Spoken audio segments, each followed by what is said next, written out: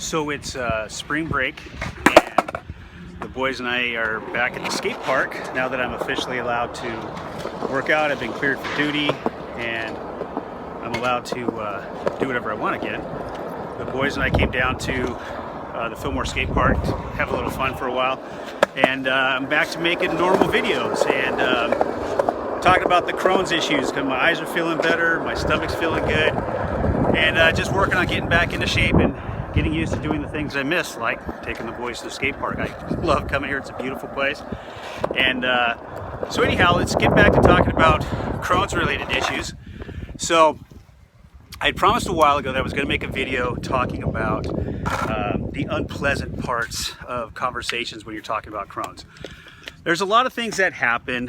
There's a lot of things that are considered gross and uncomfortable subjects to talk about, and that's unfortunate because they're things that do need to be talked about. And so I wanted to get back to making that video because the subject has come up in private messages and what people have talked about, and it's just time to be honest and be blunt. And it sucks. I've pooped my pants. You know, it's happened. I tried my best for the longest time after I found out I had Crohn's disease and that was an issue to not do that, but guess what? It happens. I'm a grown man who's pooped my pants and didn't want to do it on purpose. But at first I attributed it to, like I've said before, I'm big into running and distance running, and I thought it was like bubble tummy from running. You know, I always had to go in the first mile or so, or I knew I couldn't go if I didn't go to the bathroom within an hour and a half of eating, that I wouldn't be able to run. Well, being a fireman, that's not a good combination. So I really had learned before I knew I had Crohn's to self-regulate my bathroom habits. But it was still something that I wasn't comfortable talking about with my doctor. I didn't want to admit, you know, kind of what is going on, or I would get such a sudden urge to go that once the inkling hit that I may have to go, I had to take it seriously and get headed to a bathroom or I was going to have an accident. And they were very small accidents, but still, I learned that I needed to carry either wet wipes or little packages of Kleenex with me, the small buddy packs that you can keep in one pocket, because you never knew if you were going to have a mess. And so then I always had an extra change of clothes. I never got to the point where I considered maybe having to wear an adult diaper, but I know people get there. And so I just want to make this video not to make fun of myself. You know, I'll poke fun of myself all day long. I'm sure people will poke fun of me. But it's because it's important that if you think you're experiencing these symptoms, or you have IBS or colitis or Crohn's disease, you can't be afraid to talk about your issues and how you're feeling with your doctor. So it's really important to me and to you eventually that you get over having a problem with talking about your bathroom habits. And then when I was going through EMT school and a lot of the medical training, we always used to kind of joke, nobody wants to admit it, but everybody looks in the bathroom. And that's important because what you leave behind in the bowl is an indicator and a roadmap to what's going on in your gut. Is it watery? Is it fully formed? Does it float? What color is it? Those things all matter. And the more information you know when you're having stomach issues, the more that information you can give to your doctor and be comfortable talking about it, because believe me, he's heard it all and he's seen it all. Yours is not the only butt he's ever going to look at. That's what he does for a living. Day in and day out, the poor man and woman that are GIs and proctologists, they see butts. So they've seen other ones besides yours, right? And it's hard to get over that. I totally get it.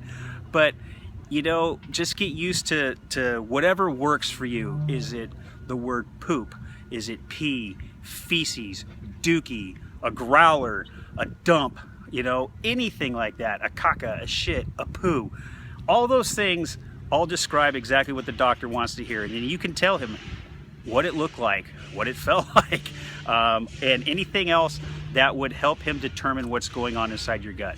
Because the color changes and the consistency changes, they all really matter.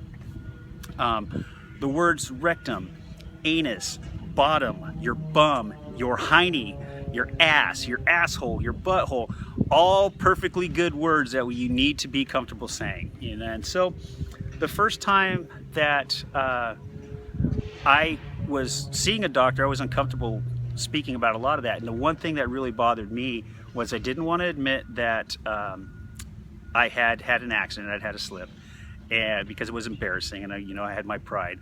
And then the other thing that popped up was I didn't want to admit that I was bleeding from my butt. There's an old joke about what's a guy do if he looks in the toilet and he sees blood.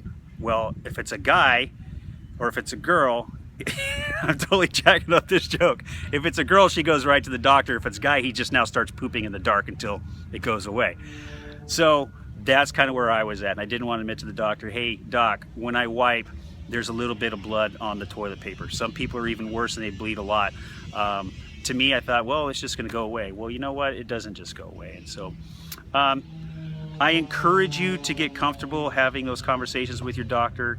It's not easy, and trust me, just tell them everything, because the more you tell them, the better off their plan of attack for your treatment will be, and the more info they have, the better treatment they can formulate for you. So if they're having to pull info out of you, or you tell them a half hour after your conversation started that you then admit that you were bleeding, you know, that's something you should have known at the beginning. So again, thank you for all the input. People have been giving some really good advice and helping each other out. And I'm meeting some really cool people through doing this. But hey, I'm a fireman. I'm a guy with a lot of pride. I'm in my 40s. And I just, on video that could potentially be seen by all of the interwebs, admitted that I've pooped my pants. And you know what? Oh well, it happens. Sorry. And one day everybody will, because we're all going to get old. So, and at least I hope you get old. So anyhow, have a good afternoon. I'm going to get back to skating with the kids. It's a really great park. We're having a lot of fun. And I wish you all the best. So thanks for everything. And I hope this video continues to help you. And if you have any questions or any insight, please throw them in the comments or send me a PM. And I'll get back with you when I can. So have a good day. Take care. And I'll talk with you soon. All right. Bye.